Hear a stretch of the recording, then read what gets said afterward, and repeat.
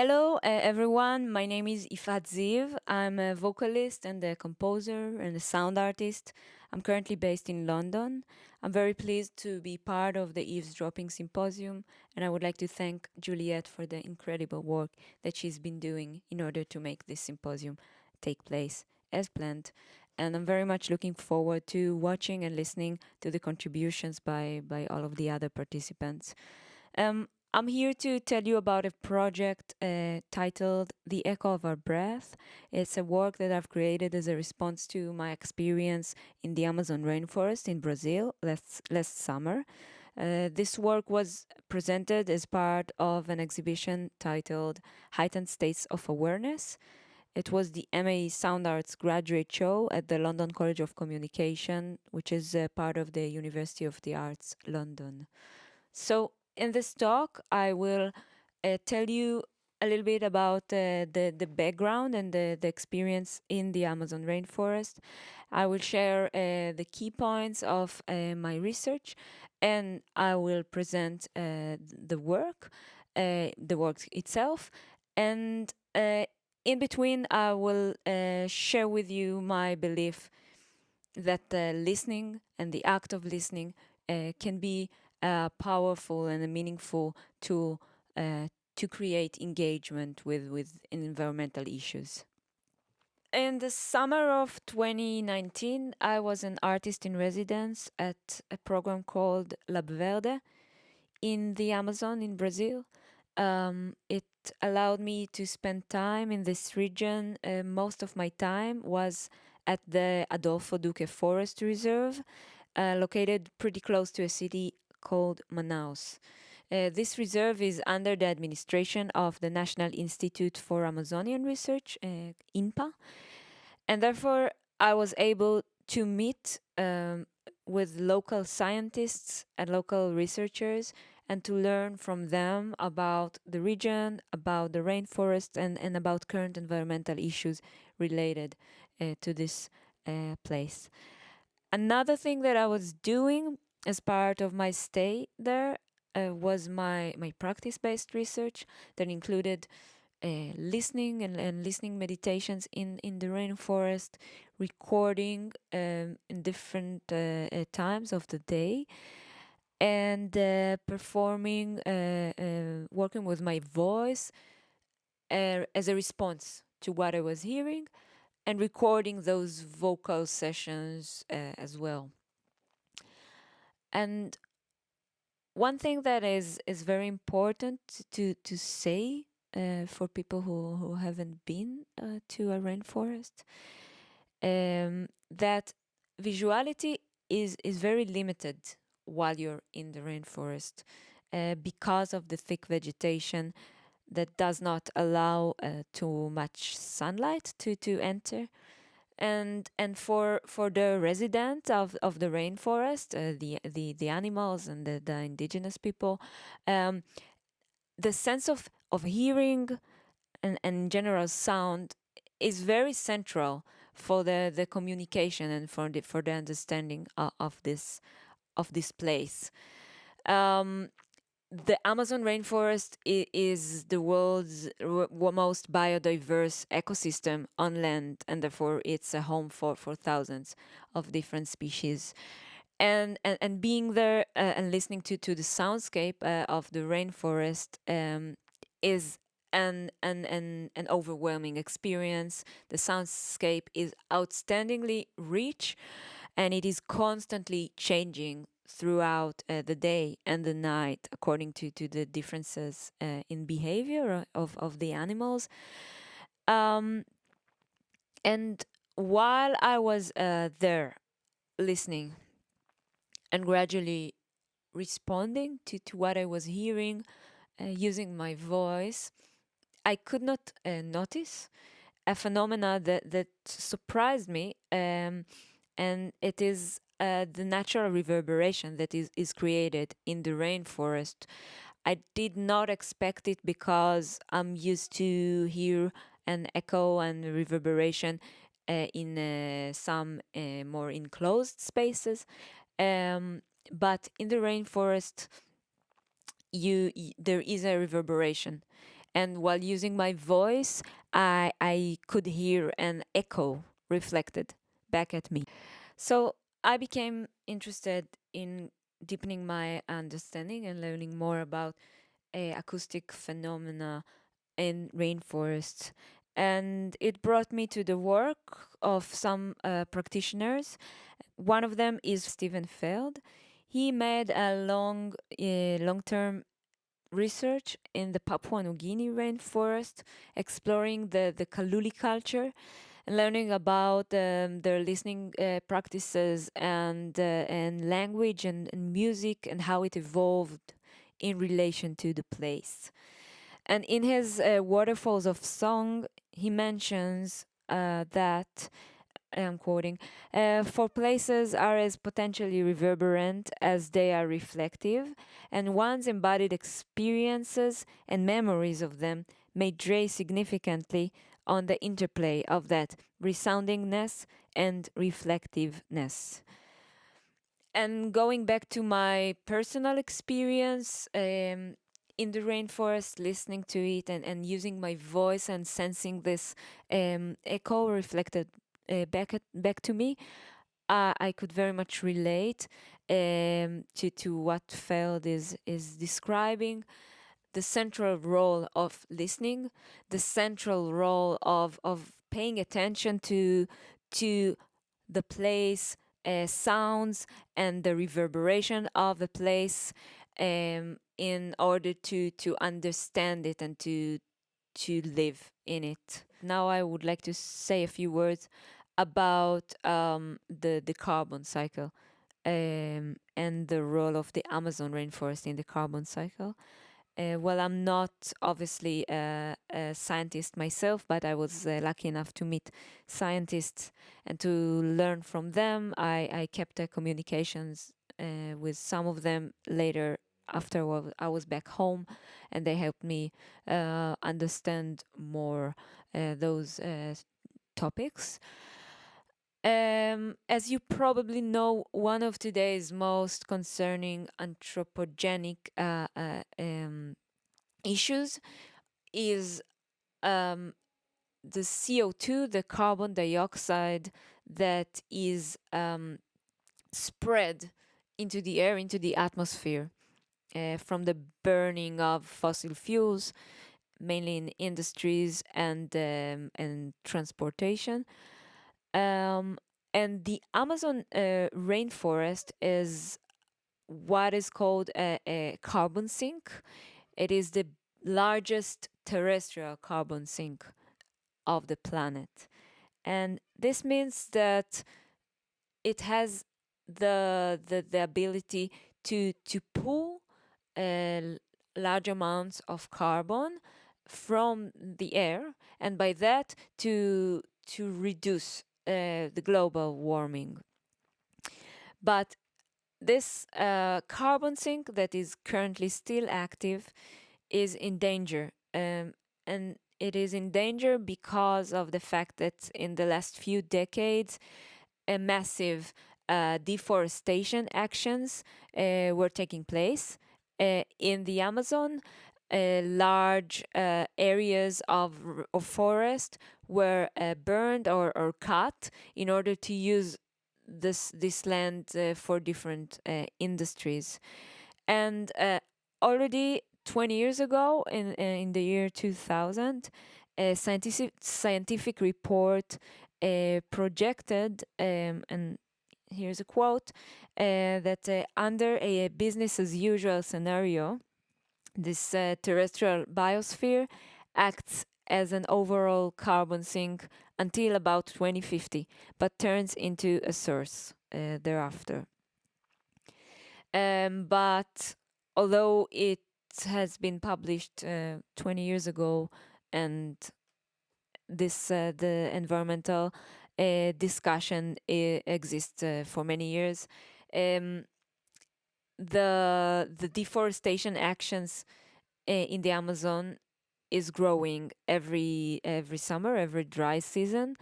And only in the summer of 2019, actually while I was there, but not exactly where I was at, the fires, the deforestation raised in 39% more comparing to the summer of 2018. And I went back home on the very same day when the news became filled with this kind of photos and with information about the burning, the fires in the Amazon. And it was very clear to me at this point that I would like to respond, to reflect on this issue based on my personal experience in the Amazon, based on the knowledge that I gained from being there and from learning about it even more later when I was back home. And this was the starting point for the creation of the Echo of Our Breath. I decided to create a work that invite people to engage both with the sounds of the rainforest and the experience of listening to the rainforest, but also to invite them to engage with this topic and issues of the carbon cycle. And I was thinking of the materiality of air and of sound, which is ungraspable and unseen and invisible. And it brought me to think of another action that each one of us is doing, performing every day, all the time, that is also invisible and unseen. And it's of course breathing, and the fact that every time we exhale, we exhale a small amounts of carbon into the air. And thinking poetically about this connection between the carbon that each one of us is exhaling to the air all the time, and about the large amount of carbon that is spread into the air from our own activities in this world, I decided to work with this fragile connection between those two.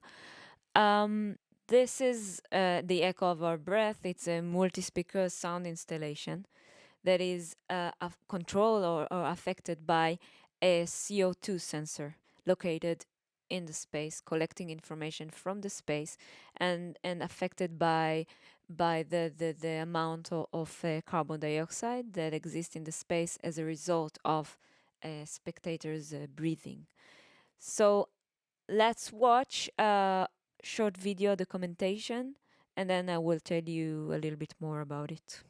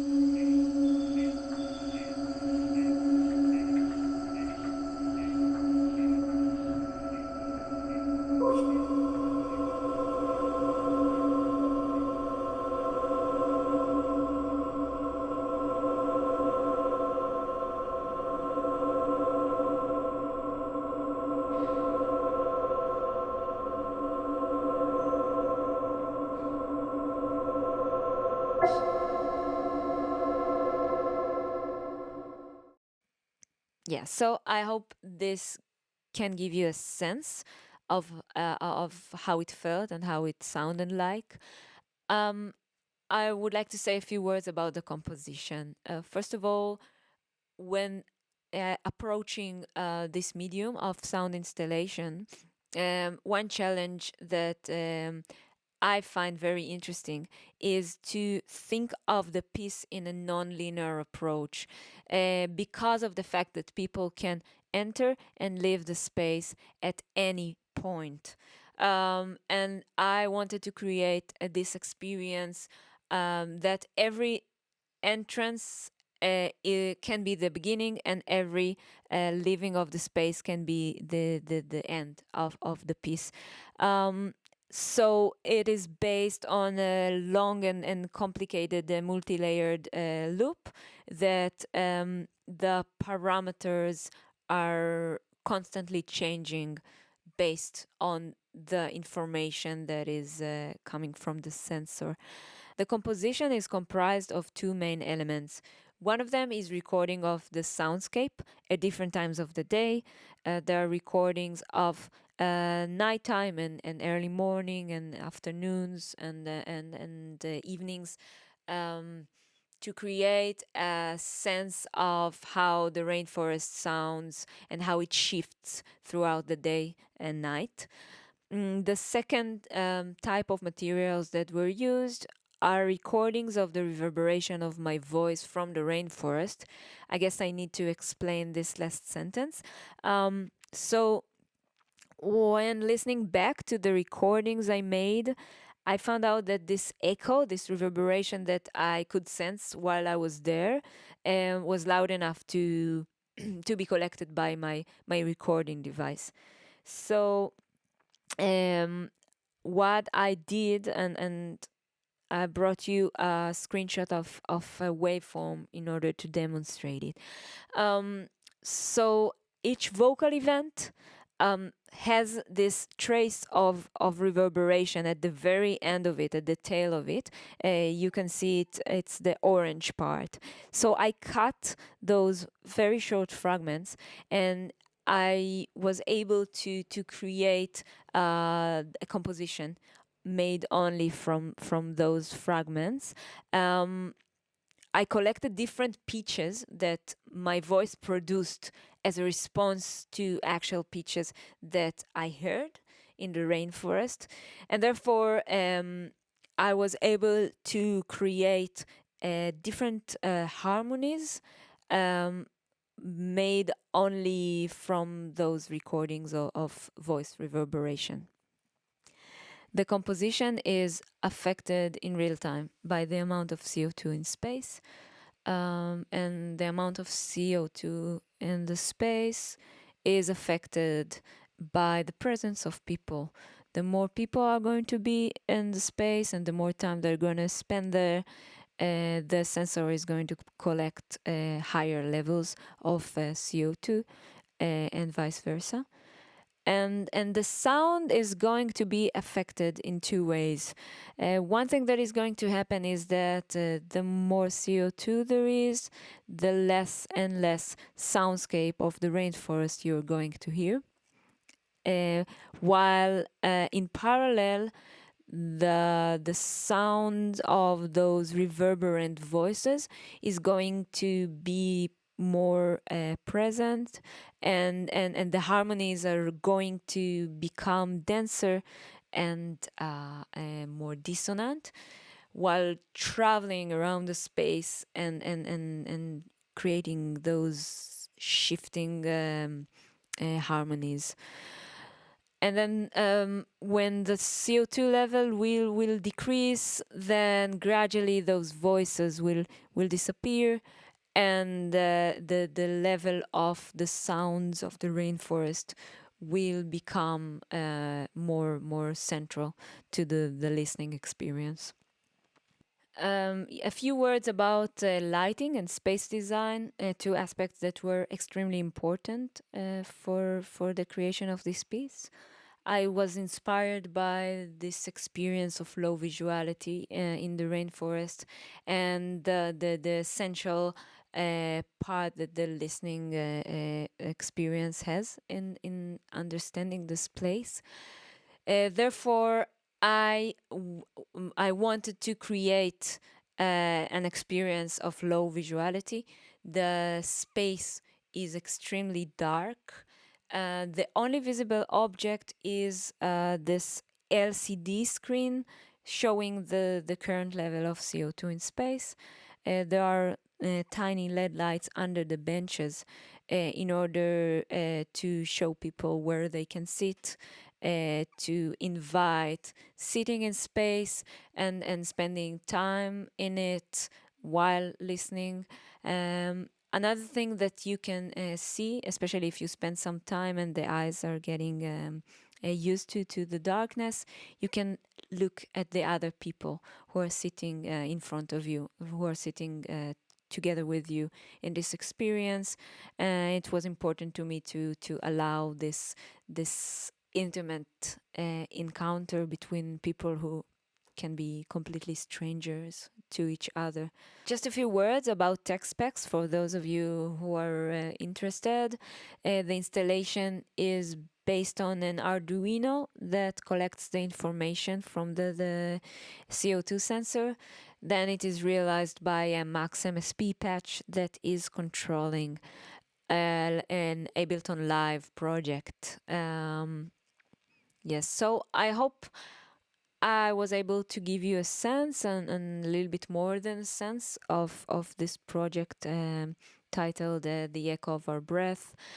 This work aspires to create a time space to allow people to hear the unseen impact of their own presence and to critically think about air and about anthropogenic processes and about how it is affected by our own behavior in this world.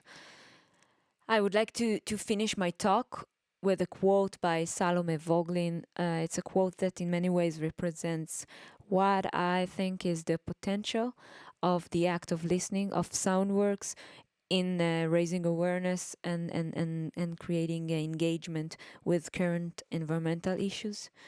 It's a quote from Salome Voglin, Sonic Possible Worlds. Listening offers another point of view, an alternative perspective on how things are, producing new ideas on how they could be and how we could live in a sonic possible world, and how we could include sound's invisible formlessness in a current realization and valuation of what we understand to be the actual world. Thank you, and I'm looking forward to hearing your questions in the Q&A session.